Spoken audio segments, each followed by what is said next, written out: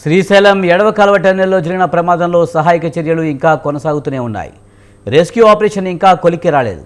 గత 10 రోజుల నుంచి సహాయక చర్యలు ప్రారంభించినా ఇంతవరకు లోపల చిక్కుకున్న కార్మికుల జాడ మాత్రం కనిపించడం లేదు.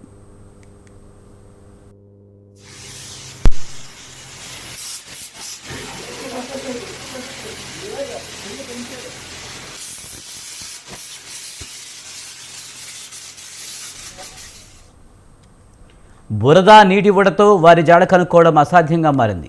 టన్నెల్లో ప్రమాదకరమైన పరిస్థితులు నెలకొనడం వల్లనే సహాయక చర్యలు నిదానంగా జరుగుతున్నాయి.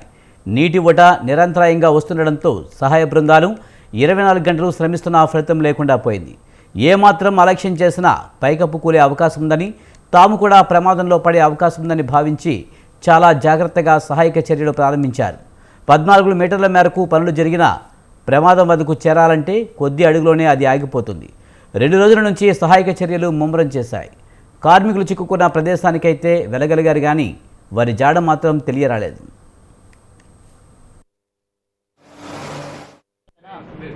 ऊपर अगर डाल के वो आने का ले जाने का कुछ मशीन ऐसा कुछ लोग जाने के जगह. అయితే నిన్న ముఖ్యమంత్రి రేవంత్ రెడ్డి ఎస్ఎల్బీసీ టన్నెల్ను పరిశీలించిన అనంతరం ఈరోజు కార్మికుల జాడ తెలిసే అవకాశం ఉందని తెలిపారు. అదే సమయంలో ఎస్ఎల్బీసీ టన్నెల్ పనులను కొనసాగిస్తామని చెప్పారు. అత్యాధునిక పరికరాలతో అవసరమైతే రోబోలను ఉపయోగించి ప్రాణ నష్టం, ఎలాంటి ప్రమాదం లేకుండా పనులు పూర్తి చేస్తామని ముఖ్యమంత్రి చెప్పడంతో ఈ పనులు ఆగే అవకాశం లేనట్లు కనిపిస్తోంది.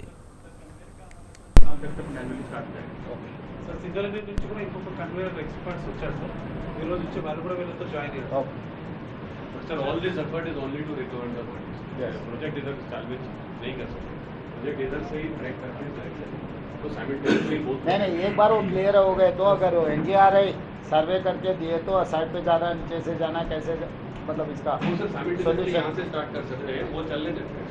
ये पेपर लेके साइमल्टेनियसली स्टार्ट करें. स्मॉलर डायमीटर टनल्स एक अच्छी इन्वेस्टिगेशन करके हम कर सकते हैं. स्मॉलर डायमीटर में कॉम्प्लिकेशन एक्सपोनेंशियली रिड्यूस हो जाएगा, एक्सपोनेंशियली कम हो जाएगा. उनका डिस्टेंस मैनेज करना पड़ेगा बिकॉज उनके बीच में इंट्रैक्शन होता है. क्योंकि हम एक ही साइड जा रहे हैं तो वो थोड़ा सा हमको डिजाइन करना है, तो प्रॉब्लम 2 पॉइंट से निकालना पड़ेगा और उनको पैरेलली रखना पड़ेगा.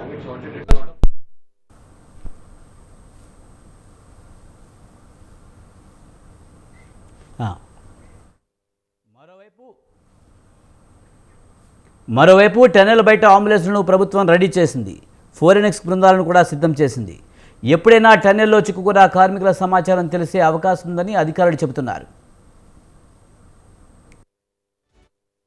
हमारे पूरा सिस्टम यूएस चलकर बहुत मेहनत करके वो सब कुछ लाना पड़ा. टेक एन टाइम क्योंकि उधर TBMI वो चल रहा, वो बात अलग है. अगर इधर इसका लाने के लिए बहुत ज़्यादा अगर समय लगना है तो अल्टरनेट भी हमारा एक्शन प्लान कुछ ना कुछ उसको प्रोग्रेस ज़्यादा करना पड़ेगा, तो थोड़ा बहुत उसके लिए भी सोचना है डायरेक्शन उस तरफ से प्रोग्रेस. और कोई దాదాపు 10 రోజుల నుంచి కార్మికులు టన్నెల్లో చిక్కుకుని జీవించడం అసాధ్యమని ఎన్డీఆర్ఎఫ్ అధికారులే చెబుతున్నారు.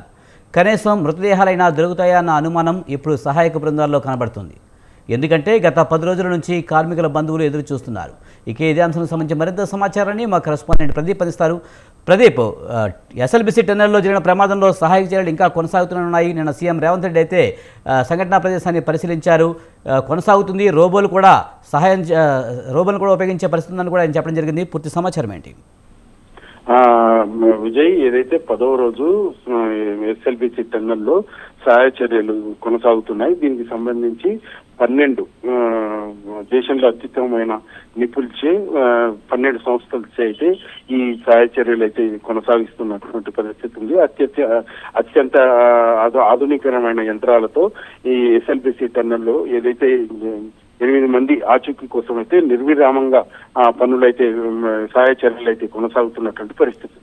మరోవైపు దీనికి సంబంధించి ఇప్పటికే ఉత్తమ్ కుమార్ రెడ్డితో పాటు మల్లుపట్టి విక్రమార్క, జూపల్లి కృష్ణారావు తదితరులు, కోమటిరెడ్డి వెంకటరెడ్డితో సహా దాదాపు 5 మంది మంత్రులు ఎస్ఎల్బీసీ టన్నెల్కి సంబంధించి సందర్శించి పరిస్థితిపై ఏదైతే అధికారులని సమాచారం తెలుసుకున్నారు. మరోవైపు పూర్తి స్థాయి నిన్న ముఖ్యమంత్రి సైతం ఎస్ఎల్బిసి టన్నల్ వద్ద పరిస్థితులను ఏదైతే సమీక్షించారు. మరోవైపు టన్నల్ లోపలికి వెళ్లి అధికారులు పూర్తి వివరాలు గత 9 రోజులుగా జరుగుతున్న సహాయ చర్యలు ఎలా ఉన్నాయి, ఎలాంటి ఏదైనా సమాచారం అందిందన్న కోణంలో కూడా పూర్తి స్థాయి అధికారులను అడిగి తెలుసుకున్నారు. మరోవైపు దాదాపు 1.5-2 గంటలకు పైగా అధికారులకు సమీక్షించి పలు సూచనలు కూడా చేసినట్టు కూడా తెలుస్తా ఉంది.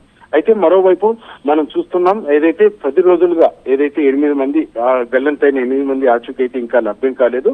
మరోవైపు టీపీఎం మిషన్ ముందర వెనక భాగంలో ఏదైతే జీపీఆర్ గ్రౌండ్ పెనిటరీ మిషన్ ద్వారా స్కాన్ చేసి ఏదైతే హ్యూమన్ బాడీకి సంబంధించి గుర్తించామంటూ కూడా కొన్ని మార్కులు అయితే పెట్టారు. దానికి సంబంధించి ఇంకా ఎలాంటి పురోగతి కూడా లేదంటూ కూడా మనకు తెలుస్తా ఉంది. అయితే 10 రోజులు గడుస్తున్నా కానీ ఏదైతే గల్లంతైన 8 మంది ఆచూకీ ఇంకా లభ్యం కాకపోవడం కూడా సర్వత్రా విమర్శలు కూడా వెల్లువెత్తున్నాయి. దీనికి సంబంధించి ఇప్పటికే ప్రతిపక్షాలు ప్రభుత్వాన్ని అయితే ఏదైతే విమర్శలు గుర్తిస్తున్నాయి.